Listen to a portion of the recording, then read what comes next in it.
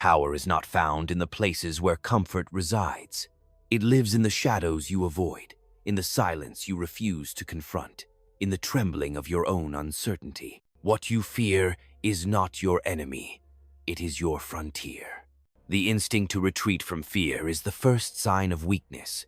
The courage to study it, to sit with it, to master it, is the mark of one who rules not just others, but himself. Every man hungers for control, yet flees from the very trials that would make him capable of wielding it. The coward wishes to be powerful without enduring the price of power. He desires obedience without commanding himself. He wants loyalty from others, while being a traitor to his own purpose. But true dominion begins where fear tests your integrity, where the choice to advance feels unbearable, and yet you advance. Those who walk through fear without understanding it become tyrants. Those who never walk through it at all become slaves. But the few who dissect it, who examine its anatomy and its uses, become architects of their fate. Fear, when mastered, becomes foresight. It teaches the ruler to anticipate betrayal, to weigh every alliance with suspicion and every promise with skepticism. It sharpens the blade of reason and purifies ambition from sentiment. You cannot conquer what you will not name. You cannot lead what you do not understand. Fear reveals what truly matters to you, what you are unwilling to lose, what you secretly depend upon. And if you wish to reign in the political arena, in business, or within the shifting hierarchies of society, you must first learn to strip fear of its disguise. Ask yourself what it protects. Behind every fear stands a desire so strong it exposes your core. To govern fear is to govern desire. In every state, in every heart, fear is the foundation of order. People obey not because they love justice, but because they fear chaos. Soldiers fight not because they adore death, but because they fear dishonor. Nations ally not because of shared ideals, but because they fear isolation. The wise ruler understands that to move men, you must understand what they fear: losing status, comfort, reputation, life itself. And when you command those fears, you command the world. Yet, beware the moment you believe you are beyond fear, you are already lost. Even princes have sleepless nights. Even emperors tremble before the mirror of their own mortality. Power does not erase fear. It refines it. It transforms raw panic into strategic caution, impulsive dread into calculated restraint. The art of rule is not to destroy fear, but to direct it, to turn it from a devourer into a weapon. Every betrayal begins in fear. Every rebellion, every collapse of loyalty, every whisper in the dark court of power begins with someone's hidden terror. Study fear, not as an emotion, but as an economy, a currency by which all men are bought and sold.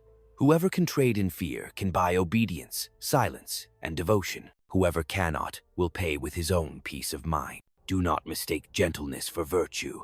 There is no virtue without power, and no power without the willingness to face terror unflinchingly. The leader who hesitates to act because he fears moral judgment soon finds himself ruled by those who do not. The world does not reward purity. It rewards cunning fortified by courage. It crowns the man who can look his nightmares in the eye and turn them into instruments of command. The power you seek is not in the applause of the crowd, nor in the illusion of safety. It is hidden in the places where you are most afraid to look: in rejection, in solitude, in failure, in loss. If you would be master, you must make peace with being feared, misunderstood, even despised. The light of authority burns through the fuel of sacrifice. To rule your destiny, you must first stand alone in the dark and learn to see. So go where others flee. Walk into the silence that terrifies lesser men. Hold your gaze steady when everything within you trembles. For in that moment when fear no longer dictates your steps, but becomes your compass, you will find the power that no enemy can take from you. The world will still conspire, betray, and test you, but you will no longer be its subject. You will have crossed the invisible threshold between the ruled and the ruler, between the fearful and the feared. And that is where true sovereignty begins, not in the throne you claim, but in the fear you conquer.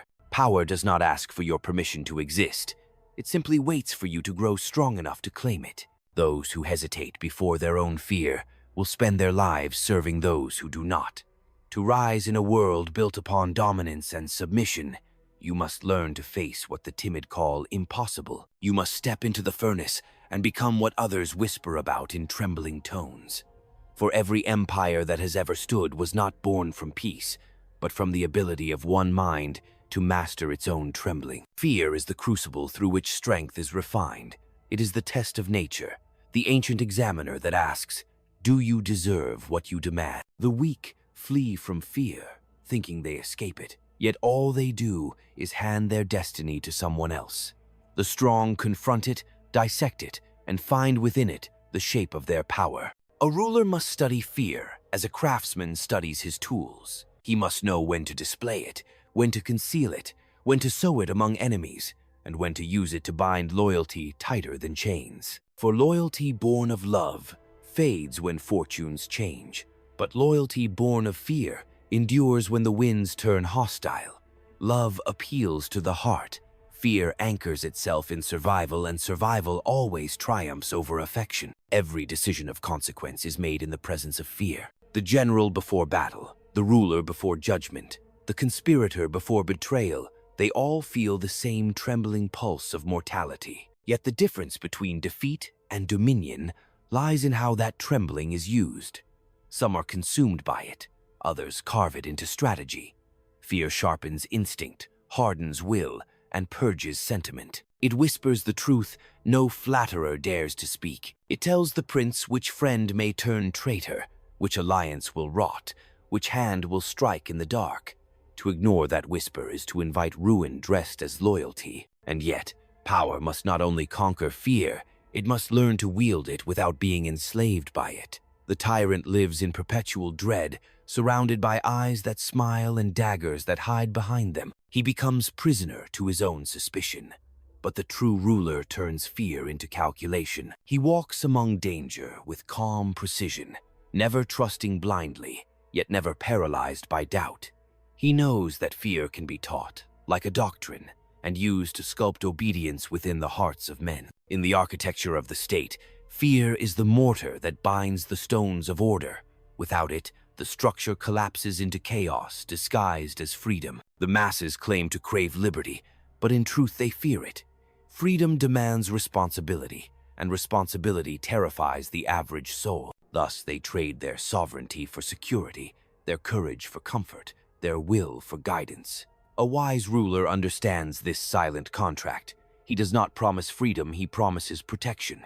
And for that promise, they will kneel willingly. They will even call it virtue. The one who governs fear governs perception, and perception is stronger than truth. The people do not need to see power, they only need to believe it exists. And belief, once rooted in fear, is unshakable. But beware, for the ruler's greatest danger lies not in his enemies, but in his own comfort. Fear keeps him vigilant, and vigilance keeps him alive. The moment he forgets what it means to tremble, the blades begin to draw near. Fortune, like fear, must be respected, not loved, not trusted, but studied as an adversary that wears a smile. To master fortune, one must anticipate betrayal before it breathes, must see ambition in every ally, must recognize that every friendship in power is a negotiation disguised as affection. The world will always praise you while sharpening its knives. The prince who believes in sincerity is already condemned. In every empire, fear moves unseen through the corridors of authority. It is the breath behind every oath, the shadow beneath every throne. Yet those who learn to speak its language, to read its shifting patterns, can rule longer than armies and stronger than laws. Power is not maintained through justice alone, but through the silent equilibrium of fear. Too little and rebellion stirs, too much and hatred festers. The art lies in balance, the invisible point between awe and resentment. There, fear becomes reverence, and authority becomes unchallengeable. The ruler who achieves this holds his dominion not by chains, but by the heartbeat of his subjects. Thus, do not flee from fear. Study it.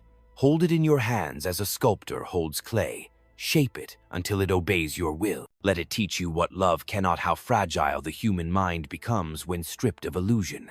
Those who master this knowledge stand apart from the herd, untouched by flattery, unmoved by rumor. They see the theater of power for what it is, a stage of masks, each one concealing a tremor of fear. The power you seek will never appear in the light. It lives in the darkness you dare to enter. The throne is not given, it is taken from the trembling hand of those who cannot bear to look into that darkness.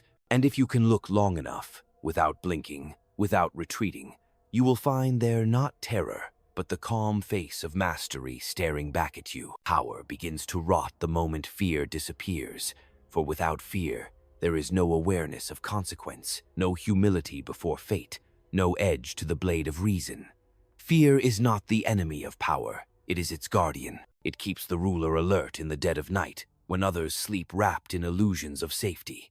It teaches the statesman that every smile hides an agenda, every favor demands repayment, every ally has a price. Those who dismiss fear as weakness do not understand its language. They have mistaken comfort for security and will soon find themselves at the mercy of those who did not. A man's relationship with fear defines his destiny. The ordinary man avoids it until it engulfs him. The ruler walks beside it and listens. Fear is the invisible counsel that advises without flattery. It tells the prince what danger others refuse to name. It shows him the cracks in his own armor, the impatience in his own heart, the arrogance that invites downfall. Those who silence that voice stumble into ruin, believing themselves untouchable. For it is never the enemy that destroys a ruler first. It is his blindness to the fear he no longer feels. Fear also governs the people, though they rarely admit it. They will claim love for their country, loyalty to their leader, devotion to ideals, but it is fear that binds their allegiance. Fear of loss, fear of chaos, fear of change. These fears shape nations more than any constitution or creed. The ruler who understands this does not fight against fear, he conducts it like an orchestra, ensuring that no note becomes too loud, no silence too long. The wise use fear to guide, not to suffocate, to awaken vigilance, not despair. To rule is to know when to tighten and when to release, to sense the pulse of anxiety that keeps obedience alive without igniting rebellion. The fool believes fear can be erased through kindness or persuasion, but history buries such fools quickly. Mercy without authority invites defiance. Generosity without strength breeds contempt. To maintain order, fear must walk hand in hand with respect. It must not humiliate, but remind.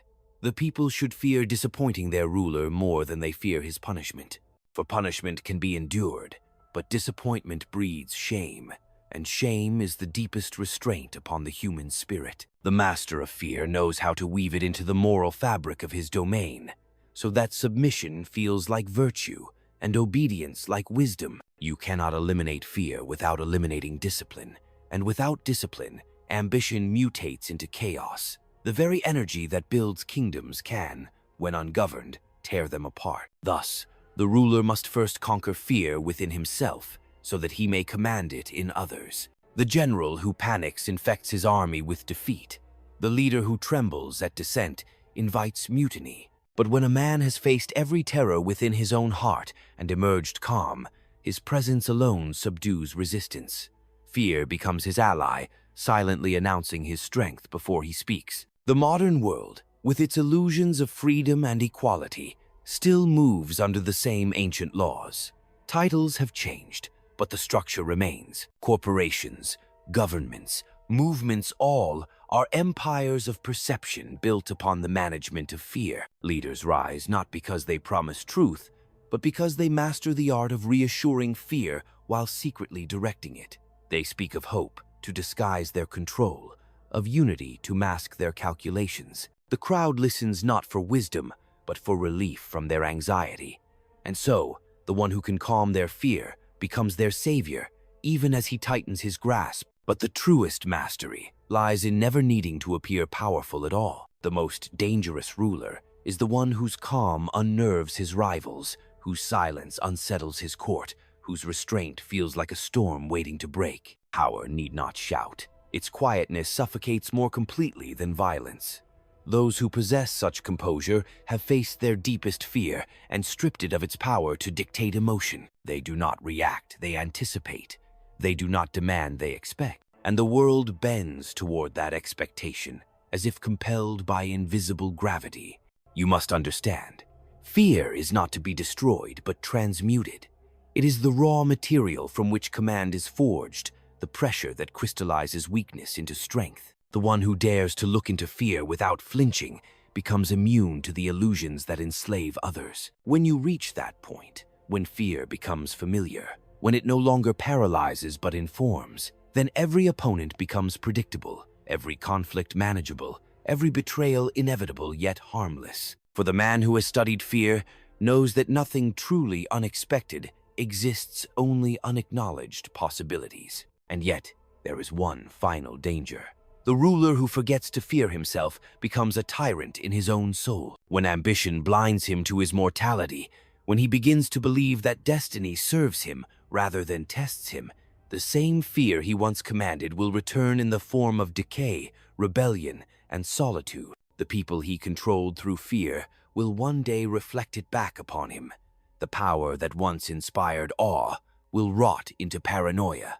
Thus, even in dominion, fear must remain your companion not as torment, but as discipline. It will remind you that you are mortal, that all empires are temporary, that every crown rests on trembling ground. To lead is to live between calm and terror, mastery and madness.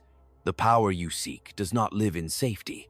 It lives in the precise place where your courage meets your deepest uncertainty. Step into that place without armor, and you will find what lesser men spend lifetimes running from the terrible, liberating truth that fear was never meant to be conquered, only understood. Look back across the centuries, and you will see the same lesson written in blood and gold. Those who rise are those who make peace with danger. Julius Caesar knew that to hesitate before the Senate was to die by a slower hand.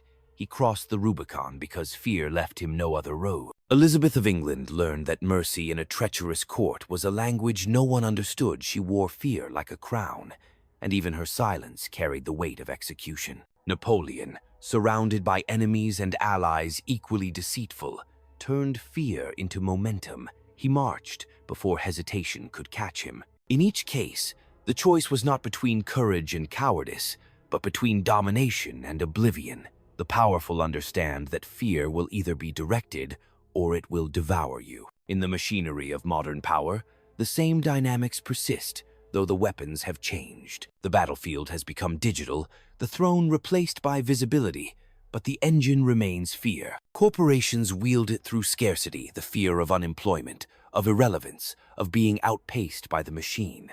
Governments wield it through instability, the fear of chaos, invasion, collapse. Media weaponizes it through constant urgency, the fear of missing out, of falling behind, of being forgotten. The modern citizen, believing himself free, lives shackled to invisible chains, each forged by his own attention. The ruler who understands this need not control through violence. He controls by shaping what others fear losing. A leader in a boardroom knows this as well as a prince in a palace. The CEO who wishes to preserve order must balance respect with apprehension, praise too freely, and his subordinates grow complacent. Withhold it too long and they grow resentful. The equilibrium is delicate. Fear keeps competence sharp. The army that no longer fears defeat becomes arrogant. The servant that no longer fears reprimand becomes careless. The populace that no longer fears corruption becomes complicit in it. Thus, every structure, be it state or company, depends upon the disciplined management of apprehension. To remove it entirely is to invite decay. To amplify it without wisdom is to ignite revolt. Fear, when shaped, is the most efficient form of communication. The wise ruler sends messages not through words, but through consequence. One public example of punishment can replace 100 speeches. When a general executes a deserter, the army remembers discipline more clearly than if he had written volumes on loyalty. When a ruler demotes a minister for disobedience, the others begin to think before they speak. Fear imprints itself on the memory with the permanence that kindness never achieves. The diplomat who fails to recognize this truth will always be outmaneuvered by those who do. Consider the modern politician. He no longer commands with armies, yet his influence depends upon the same psychology. He studies not the battlefield, but the pulse of the people. He understands that outrage is a form of fear, and he feeds it carefully to sustain power. He crafts enemies for the public to despise so that they forget their own hunger. He grants them scapegoats to release their anxiety while quietly expanding his dominion. The shrewd statesman knows that people need to feel endangered. Without a threat, they become restless, and restlessness breeds rebellion. So he manufactures storms and then poses as the savior from them. The illusion of crisis becomes the theater in which control is renewed. Even religion, once the sanctuary from fear, has long learned to wield it as its foundation. The vision of hell, the threat of judgment, the promise of divine punishment, all are forms of political order cloaked in sanctity. Fear of eternal loss molds obedience more effectively than earthly decrees. Institutions endure because they have discovered the secret Machiavelli understood centuries ago. It is not power that corrupts, it is comfort. When men no longer tremble, they no longer listen. When they no longer listen, they destroy the very structure that shelters them. In war, fear is the unseen ally of the strategist.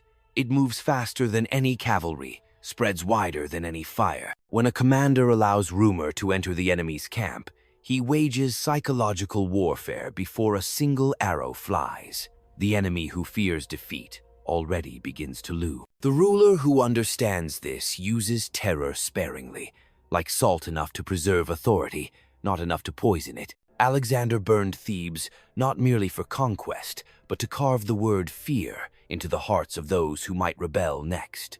His empire marched forward on the silence of cities too afraid to resist. Fear is also the architect of loyalty. The soldier who fears dishonor more than death becomes indestructible. The advisor who fears the ruler's disappointment guards secrets more fiercely than treasure. The people who fear losing their identity will defend their nation beyond reason. A ruler must learn to distinguish between fear that unites and fear that divides. Fear without direction turns inward, it corrodes trust, festers into paranoia. But fear directed toward a common purpose transforms multitudes into one body. The art of statecraft lies in converting private fear into collective strength. And yet, power is never permanent, for fear is a living force. It shifts its shape as times change. The ruler of today faces not swords or assassins, but exposure, cancellation, loss of influence. The new fear is not of death, but of irrelevance. Those who once ruled through dread of violence now rule through dread of obscurity. The politician fears silence more than scandal. The influencer fears forgetfulness more than failure. Visibility has become the new throne, and the masses now serve an invisible empire built upon constant anxiety. Even so, the principle remains eternal.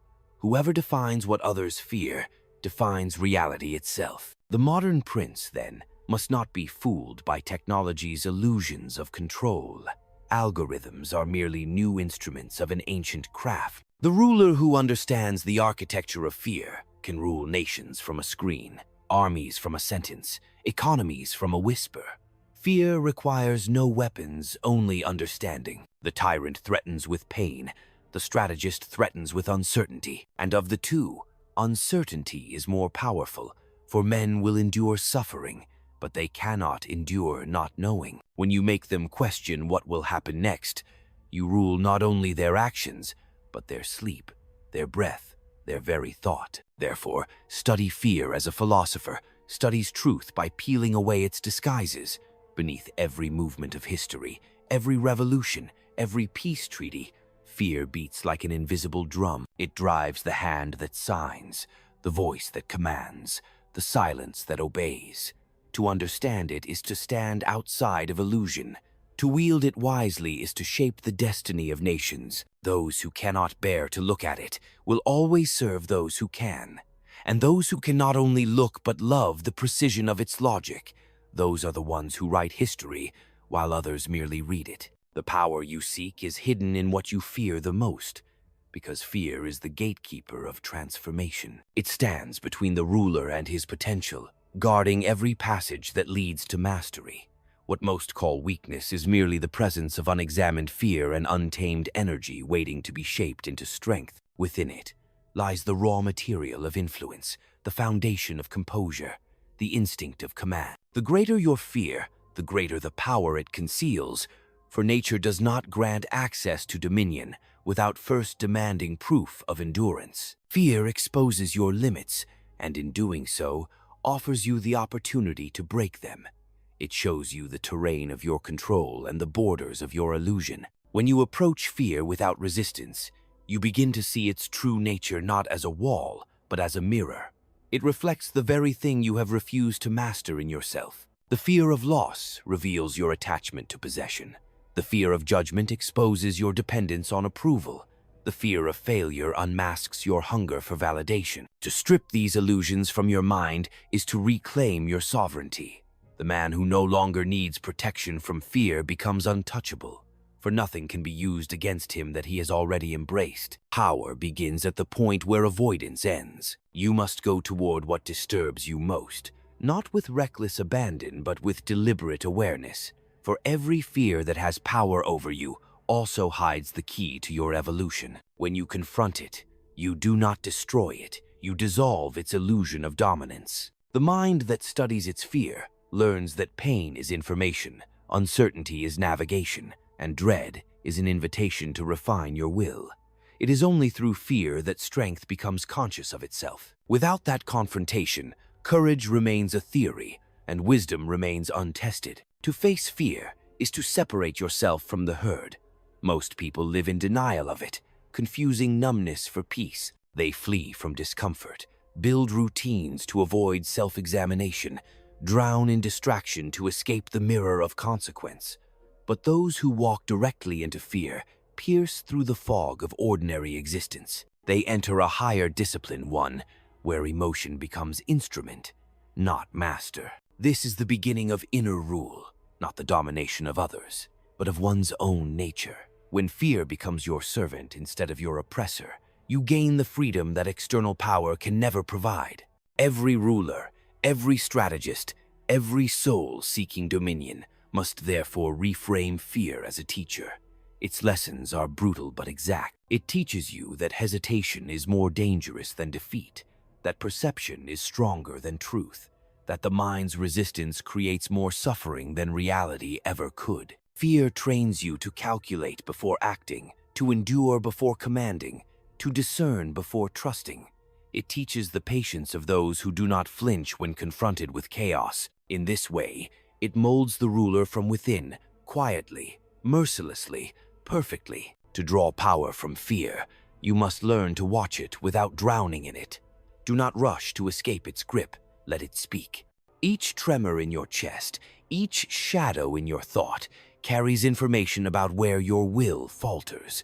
Study it until the pulse of dread slows into clarity. Once you have observed fear fully, it transforms into foresight. The very energy that once paralyzed you now sharpens your intuition. You begin to predict what others avoid seeing, because you are no longer blinded by comfort. You have learned to think with both calm and urgency, as one who knows the price of hesitation and the strength born of endurance. The power you seek does not announce itself with victory. It reveals itself in stillness, in the moment after panic dissolves, when the mind stands exposed but unbroken. In that stillness, you will understand that fear was never your enemy. It was your training. Every instinct of control, every insight of survival, every refinement of judgment was born from that silent tutor. Fear shaped the architecture of your instincts long before you named it. It carved the discipline that allows command to exist. Without it, you would still be unformed, a creature of impulse, a victim of comfort. Therefore, the one who seeks true sovereignty must not chase power through conquest or manipulation alone, but through inner confrontation. The greater the fear, the deeper the treasure it protects. Beneath it lies your highest competence, your clearest intuition, your most ruthless composure. Fear conceals the next threshold of mastery. It waits to see if you are worthy of crossing. When you no longer run from it, you break the invisible ceiling of human mediocrity. You begin to act from stillness rather than impulse, from awareness rather than reaction, from strategy rather than emotion. This is the ultimate paradox of power. The place that terrifies you most is the same place where your authority begins. The chamber of dread becomes the forge of discipline. The moment you stop defending yourself from fear and begin to interpret it, You become a creator rather than a captive. Every ruler, whether of a state or of the self, must enter that chamber alone, for no counsel, no ally, no doctrine can carry you through it. Fear is the final frontier, the invisible kingdom where strength and wisdom are born. And when you have walked through that darkness, when you have touched the pulse of terror and felt it surrender beneath your calm, you will understand what no doctrine, no teacher, no empire can convey. That the power you sought was never external. It was waiting, buried within the very heart of your fear, asking only for your courage to unlock it. Fear is the oldest sovereign of the human soul. Before men bowed to kings, before empires carved the earth, they knelt before the unseen terror of the unknown. Every institution since has merely learned to borrow that throne. To command others, one must first understand what commands within them. That force is not love, nor reason, it is fear, disciplined into obedience. And the ruler who recognizes this does not condemn fear as vice, but accepts it as the silent foundation of every order that endures. Power grows only where control of fear is absolute, first within oneself, then within others. You cannot direct what you do not dominate internally. The prince who trembles in secret will one day tremble in public. To govern emotion is the first conquest, the necessary condition of all others. The mind must become colder than the storms it faces. It must measure danger without drowning in it, just as a general surveys a battlefield with the indifference of one reading the weather. For the man who leads cannot afford the luxury of agitation. His calm must be his armor, his distance his blade. This composure is not born of indifference, but of clarity. The ruler feels the same dread as all men, yet he translates it differently. Where others recoil, he studies. Where they despair, he calculates.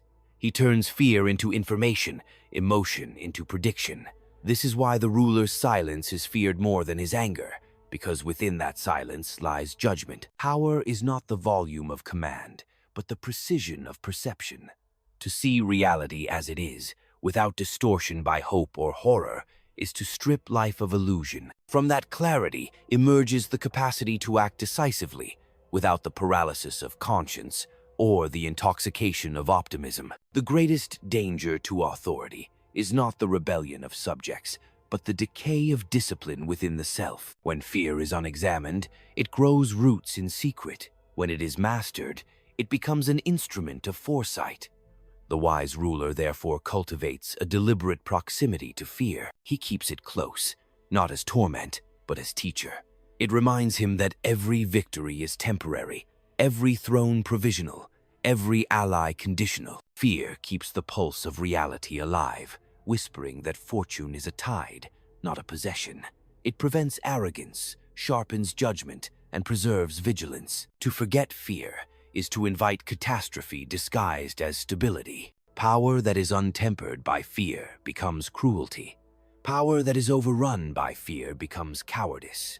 Between these extremes lies the narrow path of governance. The prince must neither surrender to pity nor indulge in savagery, for both are forms of weakness, one born of sentiment, the other of insecurity. The art of rule lies in equilibrium. Mercy when it strengthens loyalty, severity when it strengthens control. Each must serve necessity, not emotion. For emotion, whether of love or hatred, blinds, necessity illuminates. The modern ruler faces subtler threats than the conquerors of old, yet the same principle governs his survival. His enemies are not always armies, but public opinion. His weapons are not swords, but perception. He must command appearances with the same rigor that his ancestors commanded men. In the age of illusion, the one who controls fear controls narrative. It is not the truth that shapes power, it is the fear of its absence. The wise conceal just enough to let fear breathe, for transparency breeds contempt while mystery breeds reverence. Therefore, concealment is not deception, it is strategy. To reveal everything is to disarm oneself. The prudent ruler maintains layers of unknowability, so that even those closest to him can never predict his full measure. Fear thrives in uncertainty, and uncertainty sustains respect. When subjects cannot read your limits, they imagine them infinite. And imagination, once bound to fear, is the most obedient servant of authority. The man who would rise above equals must learn to live where others hesitate to dwell among dangers without losing composure. Power is not the absence of risk, but the mastery of response. The world will always move between chaos and order. The ruler's task is to stand unmoved between them, neither clinging to stability nor collapsing in turmoil, for he knows that both are fleeting and that the only permanence lies in discipline, the cold inner order that no storm can unseat. To rule, then, is not to escape fear, but to shape it, to direct its currents through judgment until it serves your design. The ruler who accomplishes this no longer fears the unpredictability of fortune, because he has made fear itself predictable. He understands that control is not achieved through domination, but through anticipation. That stability does not come from peace, but from balance between threat and restraint. Such mastery is not divine, it is deliberate.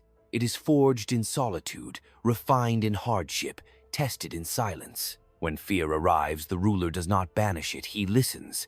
For in the voice of fear, he hears the truth that flattery conceals, the timing that chance disguises, the weakness that pride ignores. Fear is not his enemy, it is his intelligence officer, and the one who heeds it without surrendering to it becomes unassailable, not because he is free of fear, but because he governs it as he governs men, firmly, silently, completely.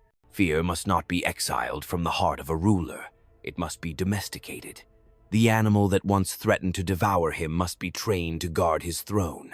A man who feels no fear is not brave but blind. Courage does not consist in the absence of trembling, but in the ability to command that trembling toward purpose. The pulse that others interpret as weakness is, in the wise, an alertness, the signal of life refusing to be dulled by illusion. Power is not the freezing of fear, but its orchestration, its conversion from chaos into control. There are men who pursue greatness, but refuse to confront the shadows within themselves. They speak of justice, of peace, of moral order, yet are terrified of what they might become if stripped of pretense. Such men cannot rule. They can only serve the expectations of others. For to govern others, one must first govern the masks one wears. The prince who fears his own capacity for cruelty will eventually fall victim to it, for repression makes vice grow stronger in secrecy. Better to acknowledge the serpent within and learn its patterns than to pretend it does not exist. To know the full scope of one's darkness is to prevent it from ruling unseen. This knowledge transforms fear into discernment. It allows the ruler to distinguish between danger and doubt, between the threat that must be met and the phantom that must be ignored. The ignorant man strikes at shadows and calls it bravery. The wise waits until the enemy's breath is close enough to feel. Such restraint comes only from familiarity with fear. He who has sat with it long enough no longer reacts. He decides. The foundation of every great act of statecraft lies in this invisible composure, the pause between impulse and execution, the moment where fear is transmuted into calculation. And yet, the ruler must not become numb. Indifference breeds decay faster than emotion. Fear, properly managed, keeps vitality alive. It sharpens the mind's edge, teaches humility, and prevents the intoxication of success. The greatest mistake of powerful men is to believe their victories exempt them from consequence. They build walls of luxury around their fear until it starves, and with its death dies their vigilance. History devours such men without mercy. The hand that grows too soft forgets how to grip the sword. Fear also disciplines ambition. Left unchecked, ambition becomes fever. Tempered by fear, it becomes strategy. The ruler must therefore maintain a dialogue between daring and dread. Daring propels him forward. Dread ensures he does not leap blindly into ruin. This inner conversation, the private counsel between courage and caution, is the invisible architecture of wisdom. Those who listen only to one voice collapse under their own excess. Fear is the weight that keeps ambition tethered to reality. Without it, every triumph becomes the beginning of madness. Understand this. Fear is not merely a private emotion, but a political instrument. The wise ruler learns to mirror it in his subjects without letting it consume them. Too little, and they grow insolent. Too much, and they despair. The measure of governance is balance enough fear to preserve order, enough hope to sustain obedience. He distributes fear as a physician dispenses medicine, precisely, carefully, never beyond the necessary dose. In this way, power becomes both remedy and restraint, a design sustained by invisible tension. But the ruler must also guard against his own architects of fear, the whispers of those who profit from his anxiety. Every court breeds counselors who magnify threats to secure their own influence. Fear, when borrowed from others, becomes poison. It must arise from observation, not manipulation. The prince who allows his perception to be shaped by the fears of others will soon mistake caution for cowardice and prudence for paralysis. Therefore, he must listen to counsel, but trust only his own measure of danger. Independence of judgment is the soul of authority. The art of rule is, in truth, the art of fear refined. Every law is a formalized anxiety, every army a confession of insecurity, every treaty an attempt to postpone uncertainty. The ruler who understands this accepts fear not as failure, but as structure. He uses it to anticipate decay, to measure loyalty, to detect deception. He learns to read fear in the eyes of others, the servant's glance, the minister's pause, the crowd's silence. For in fear lies the map of the future. It reveals the point of fracture before it occurs. Those who can read that map move through history as if forewarned by the gods. Thus, the prince who would endure must not strive to destroy fear, but to inhabit it fully, to walk through it as through fog, unseen, yet perceiving all. It will show him the hidden pulse of power, the fragile bones of order, the slow erosion of faith. It will make him both patient and ruthless, merciful and unsentimental. Fear will strip away his illusions, leaving behind only the essential, the will to preserve what must not fall. When that discipline is complete, the ruler ceases to seek power as possession and begins to embody it as state. His authority no longer depends on titles, armies, or applause. It emanates from his steadiness, from the quiet certainty that nothing external can unmake what he governs within. The fear that once ruled him becomes his servant, and from that moment on, the world bends, not out of admiration, but out of recognition that it has encountered something immovable. Power is never truly owned. It is borrowed from the unstable balance between fear and perception. The ruler who understands this lives not in arrogance, but in awareness. He knows that every victory is conditional, every alliance temporary, every devotion susceptible to the corrosion of time. He does not mistake applause for loyalty, nor silence for peace. He walks within his own reign as a sentinel among ruins, knowing that the same force that raised him will one day test him again. Such vigilance is not paranoia, it is discipline. The vigilant mind sees danger where others see comfort, preparation where others see rest. It is this invisible vigilance that separates endurance from brilliance, survival from spectacle. To live by this knowledge is to accept solitude, for the path of mastery is not crowded. It demands a kind of spiritual exile from the illusions that comfort ordinary men. To understand fear is to stand apart from those who are governed by it. You will find few companions in that place, for most prefer the warmth of shared delusion to the cold clarity of truth. But solitude is the price of sovereignty. The ruler must cultivate a detachment that is not disdain, but observation, a distance that allows him to see the movements of men as one sees the currents of a river, inevitable, unpersonal, and useful only when directed. This solitude hardens the spirit. It strips away the sentimental need for validation. You begin to realize that to be feared and respected is safer than to be loved and misunderstood. Love depends on constancy of emotion. Fear depends on constancy of perception. Men's hearts change with the seasons, but their instincts remain constant. They will always obey what they dread. To construct power upon love is to build upon mist. To build it upon fear is to anchor it in stone. Yet even this must be tempered with intelligence, for unmeasured fear breeds rebellion.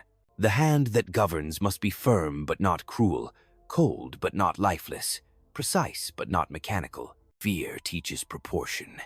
It warns you when to act and when to wait, when to conceal and when to reveal. The impulsive ruler, deaf to that warning, throws himself upon fortune like a gambler and fortune devours him. The disciplined ruler listens to the rhythm beneath fear, the cadence of danger, the intervals between crisis and calm. In that rhythm, he finds his timing, and timing is half of power. Those who act too soon lose advantage. Those who act too late lose authority. Fear is the clock by which the wise measure the tempo of decision. To command fear, one must also command imagination. For men, fear not reality, but what they imagine reality to be. The ruler who shapes imagination shapes behavior. He can summon loyalty without promises, obedience without violence, devotion without affection. By controlling what men picture when they hear his name, he governs even in his absence. Thus, power does not dwell in constant action, but in constant presence, the silent aura that fills the space between his words. This is why true authority requires restraint. To speak too often is to dilute fear. To reveal too much is to erode mystery. Fear grows in silence. Silence is its soil. And yet, the ruler himself must never believe the myths he creates. To inhale one's own legend is the beginning of decline. The mind intoxicated by its image forgets the reality beneath it. The prince who worships his reflection will mistake still water for depth. Therefore, he must remember always that power is not his identity, but his function. He wears it as armor, not as skin. The day he believes himself invincible is the day fear will return not as servant, but as executioner. To endure, he must cultivate the rarest quality, the ability to fear intelligently. Most men fear too much or too little. Few fear precisely enough. The wise ruler fears not gossip, nor failure, nor mortality, but stagnation. He fears the dulling of instinct, the erosion of will, the slow decay of sharpness that comes with comfort. This fear does not enslave him. It animates him. It keeps him moving while others rest, thinking while others celebrate. In this way, fear becomes the shadow that ensures light remains visible. All great authority ends where fear ceases to instruct. When men stop fearing the consequences of weakness, weakness spreads like rot. When rulers stop fearing the loss of order, chaos creeps in disguised as mercy. The delicate machinery of civilization depends upon a continuous tension, a recognition that stability is a performance, not a guarantee. The ruler's task is to maintain that performance without believing in it too deeply. He must act as if his power were eternal while knowing it is not. That awareness, born of fear and sustained by restraint, is the highest wisdom power can offer. In the end, fear reveals the truth of all things. It shows what can be destroyed and what cannot. It strips away luxury and leaves only necessity. It reminds the ruler that power is not found in possessions, armies, or titles, but in the inner architecture of control, the disciplined mind that neither flees from fear nor surrenders to it. When that mind is achieved, power ceases to be a crown and becomes a condition, silent and self-contained.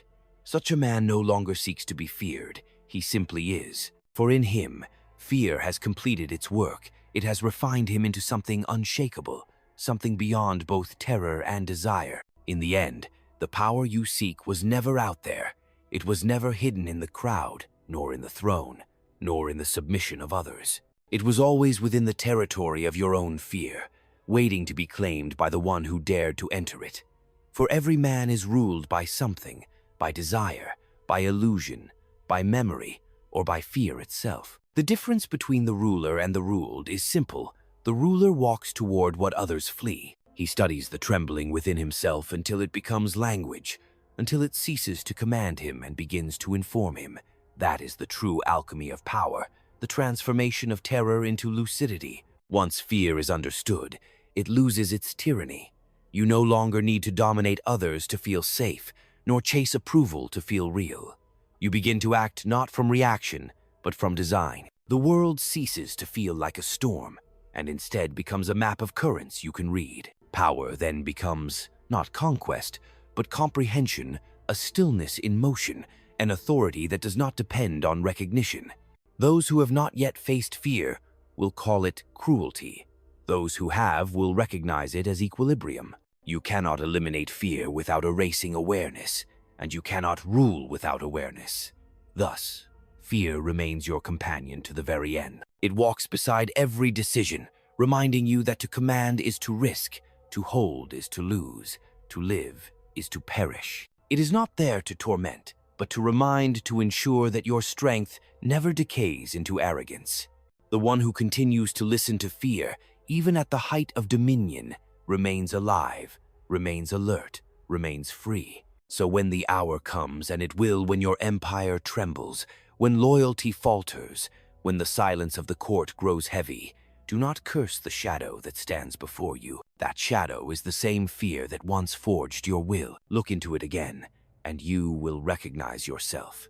For every throne is temporary, every command finite, but the mastery of fear is eternal. In that final reckoning, when all else fades, what remains is the unbroken mind, the quiet sovereign who has learned the only truth worth knowing. The power you seek was never beyond your reach. It was always hidden in what you feared the most.